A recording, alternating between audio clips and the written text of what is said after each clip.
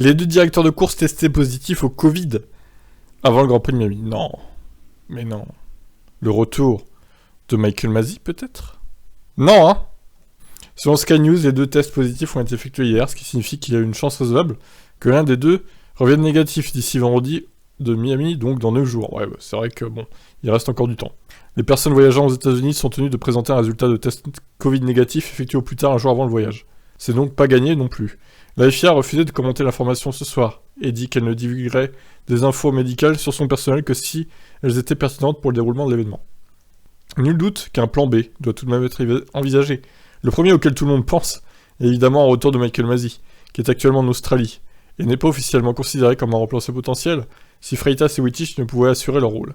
Les options les plus probables sont Herbie Blash, adjoint de longue date de feu Charlie Whiting, et Colin Haywood, qui devait être le directeur adjoint de la course à Miami. Cependant, aucun des deux n'a rempli le rôle de directeur de course F1 auparavant. Scott Elkins, qui est directeur de course DTM, pourrait être une option. Enfin, Steven Nielsen, directeur sportif de la F1, et un temps envisagé pour le rôle de directeur de course cet hiver, pourrait être mobilisé en tout dernier recours.